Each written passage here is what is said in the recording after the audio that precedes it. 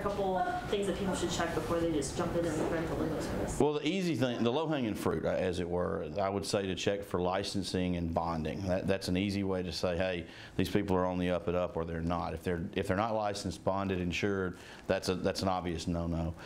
Looking at doing Google research, it's very simple. Online reviews, like we were discussing. Sometimes you get really flowery reviews that aren't very helpful, or sometimes you get these scammers, trolls, whatever they are, that just make up things. We've even dealt with that a time or two.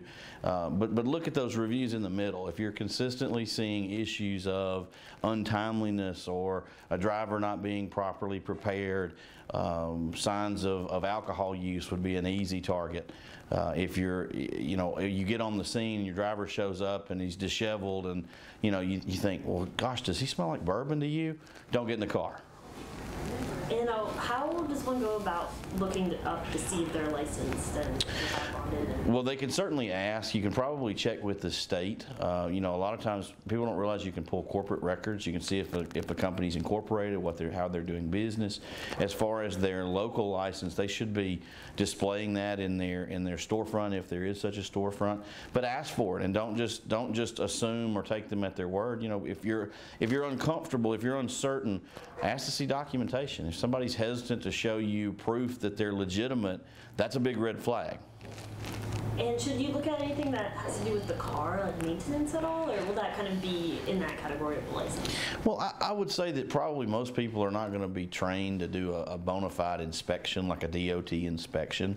But again, you use your common sense. If you show up and the tires look ragged, or if you show up and things that you wouldn't have on your car, if things just don't look right, don't be afraid to follow your instinct. When you're it's a big deal to get in a vehicle, especially a large commercial grade vehicle with other passengers. You're putting your safety in somebody else's hands, and so using your common sense and following those instincts, certainly if any of these things could have been avoided in the instance that you and I were chatting about earlier, the families of those folks that were lost, they sure would have been glad for their family member to do that.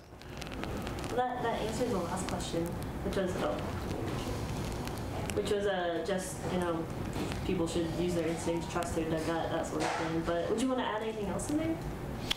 Well, I think that one other thing to consider is considering cost, because everybody wants to save $1. Everybody's worried about being cost conscious. Well, sometimes there's the guy's the low bidder for a reason.